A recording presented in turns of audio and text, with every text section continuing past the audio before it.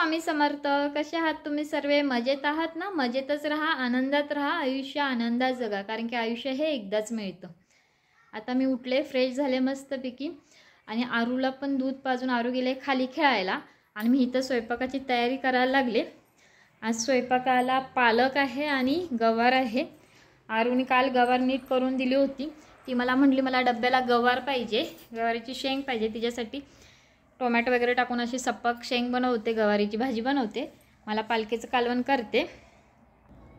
मसालाही वाटून घेतले, खोबरं, लसूण, जिरं, कोथिंबीर, हे शेंगेसाठी लसूण आणि हे पालकसुद्धा बारीक करून घेतले. पीठसुद्धा मळून झालेलं आहे आणि आता लागते स्वयंपाकाला. यावेळी टोमॅटो घरात होता म्हणून पालक शिजताना टोमॅटोसुद्धा टाकला त्यात आणि आता तेच मिक्स करून घेतलं. आणि आता पहिली आरूसाठी शेंग करून घेते, कारण तिची फरमाईश आहे की मला शेंग पाहिजे डब्याला. मी ना नेहमी गवारीची शेंग करते ना तेव्हा लसूण जास्त टाकते, लसणाची फोडणी देते आणि आमचा घाटी मसाला आणि शेंग आणि शेंगदाण्याचं कूट आणि मीठ टाकून वाफेवर शिजवते, एवढंच करते. पण ह्यावेळी आरूला बनवायची होती म्हणून आरूसाठी ना तेल तापल्यानंतर त्यामध्ये जिरं मोहरीची फोडणी दिली. मोहरी टाकले, मोहरी तडतडल्यानंतर जिरं टाकलं, लसूण टाकलं आणि मी कालवणासाठी पालकेचं कालवण करण्यासाठी जो मसाला घेतला होता त्याच्यातला थोडा मसाला टाकला आणि त्यानंतर हळद टाकली, टोमॅटो टाकलं, शेंग टाकून परतून घेतलं आणि त्यानंतर मीठ आणि शेंगदाण्याचं कूट टाकलं आणि थोडं पाणी टाकून वाफेवर शिजवणार आहे.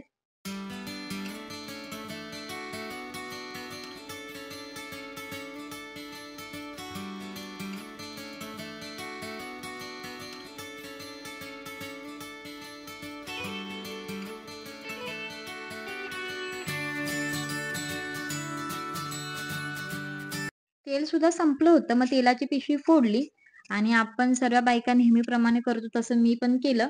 सर्व पिशवीतलं तेल ओतलं तरीही व पिशवी थोडं असं दाबून दाबून दाबून सर्व तेल काढलं. नंतर पुन्हा पिशवी फाडली आणि त्यामध्ये पिठाचा गोळा टाकून पूर्ण तेल लावून घेतलं आणि पीठ मळून घेतलं थोडं आणि मग गोळे केला आणि चपात्याही करून झाला पटापटा. आणि आता आरूला चारायचं आहे. आरूला चारायला बसलीच तोपर्यंत तिच्या आजीने खालून आवाज दिला तर बघते तर काय तिच्या आजीने कोथिंबीर वडी बनवली होती, कोथिंबीर वडी दिली होती आणि आरूला ती खायची होती. तर तिला मी म्हटलं नंतरला खा, आधी दूध चपाती खा, नंतरला वडी खा. तर ती बोलली नाही मला तेच खायचं, म्हणून ती खायला लागली कोथिंबीर वडी. पण ती वडी तिखट लागत होती तरीही ती खात होती, कारण तिला आवडली होती. करम कुरम वाजलं ना तिला ते छान आवडतं. म्हणजे पापड म्हणा किंवा काही तुम्ही चण्याच्या पिठाचा पोळा तरी केला ना आणि कडक केला ना तर तिला त्या गोष्टी लय आवडतात. ही कोथिंबीर वडी कडक झाली होती आणि त्यामुळे तिला आवडली होती, पण तिखट लागत होती तरी सुद्धा ती खात होती. पाणी प्यायची आणि खायची, पण खात होती. पण तिला म्हटलं नंतर खा, दूध चपाती खा, नंतरला खाते. तर नाही, ती दूध चपाती खाल्ली नाही म्हणून मी तिला ओरडा लागले, पण ती काय खाय नाही. तिला काही रागून काही फरक पडा नाही. मग म्हटलं आता हिला गोड बोलूनच तिला समजून सांगावं लागेल. मग तिला खूप गोड गोड बोलली, मस्का मारला आणि पाळण्यात बसूया आपण, हे करू ते करू म्हणून तिला पाळण्यात बसवलं आणि दूध चपाती तिला चारली. आरू गेली आता शाळेत, तिला शाळेत सोडून आली. दूध चपाती पण खा म्हणताना काही खाल्ली नाही. 2-4च खास खाल्लेत आणि एवढी ठेवले दूध चपातीने. सासूबाईने कोथिंबीर वडी दिली होती, मग कोथिंबीर वडी एकच खाल्ली तिने आणि तिला तिखट, मग थोडं पाणी पिली आणि मग ती म्हटली मी काय जात नाही स्कूलला. तिला म्हटलं आजच्या दिवस जा, मग आपण खेळायचं वगैरे असं सांगून तिला स्कूलला पाठवलं आणि ती स्कूलला गेल्या. तर ती स्कूलवर यायच्या आधी थोडी कोथिंबीर आहे घरामध्ये, तर तिच्यासाठी सपक थोडी म्हणजे अशीच बिना तिखटाची कोथिंबीर वडी बनवून ठेवते, म्हणजे आल्यावरती खुश होईल, कारण तिला ती आवडली होती सासूबाईने बनवलेली. पण ती तिखट आहे म्हणून ती खाई नाही, पाणी पीत पीत खाल्ली. आता तिच्यासाठी थोडी कोथिंबीर आहे तर कोथिंबीर वडी करते. एवढीच आहे कोथिंबीर, ह्याच्या किती 10-12च होतील वड्या, तर तिच्यापुरता करून घेते. कोथिंबीर ना 2-3 वेळा धुवून घेतली स्वच्छ आणि बारीक चिरून घेतली आणि चण्याचं पीठ टाकलं. कोथिंबीर थोडीच होती म्हणून 3 चमचेच बारके 3 चमचे चण्याचं पीठ घेतलं, थोडं मीठ चवीनुसार आणि तांदळाचं पीठ होतं माझ्याकडे म्हणून 1 चमचा तांदळाचं पीठ घेतलं, थोडी हळद घेतली, ओवा घेतला चिमूटभर आणि हे लाल तिखट थोडंसं टाकते म्हणजे चवीपुरतं, एकदमच सपाक नको म्हणून. आणि हे 1 चमचा तीळ घेतलं आहे. आता हे सर्व मिक्स करते. आधी चण्याचं पीठ घालून मिक्स करते, कारण कोथिंबीर ओढली असते ना, हे बाकीचे मिक्स केले की त्याला चिपकून बसतील. मग चण्याचं पीठ टाकल्यानंतर ते मिक्स करून घेते, कोथिंबीर जरा फडफडीत होईल आणि हे नंतरला बाकीचे सर्व मिक्स करून घेते. थोडंसंच पाणी ओतून मळून घेतलं, माझं पण थोडं पातळ झालं म्हणून अजून चण्याचं पीठ टाकलं थोडं आणि मळून घेतले. आणि इथं तीळ आहेत, आता हे आहेत ना मळलेलं, ते मी ह्याच्यावर टाकून जरा फिरून घेते, कारण की तीळ सर्व लागतील ना. एकदाच फिरवा, नाहीतर लय लागतील.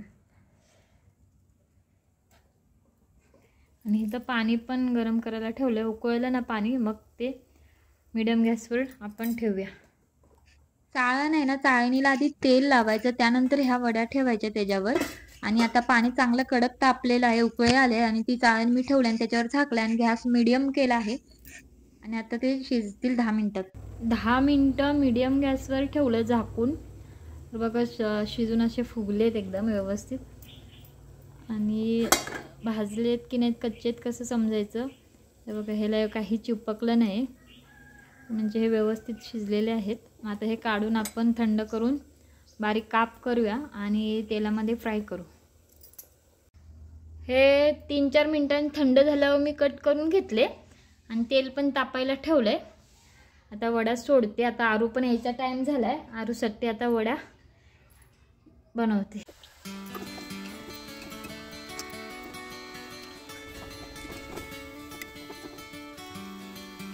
माझ्या आरू स्कूलमधून आल्या आणि आरूला मी कोथिंबीर वडी दिली. आरू, कशी वाटली ग कोथिंबीर वडी? आवडली तुला? नक्की? कशी आहे? मग तुला आवडल्यावर तू काय म्हणते आईने तुला खाऊ बनवल्यावर?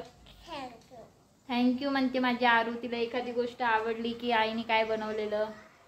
वेलकम बेटा. कशी आंबो आला? नुसती जरा कोण काय बोलले की आता शाळेतनं आले, रडायला लागले, मला हे फ्रेंड्स असे म्हटले, मला ओरडले करत बसले आणि रडत बसले. मग तिला आता गप केलं. तिला म्हटलं खाऊ बनवलंय तुझ्यासाठी. मग ती शांत झाली आणि खात बसली. हो की नाही? आरू बसले कोथिंबीर वडी खात आणि मी पण आता जेवून घेते. पालक्याचं कालवण, गवारीची भाजी आणि कोथिंबीर वडी आणि चपाती मस्तपैकी आता जेवून घेते.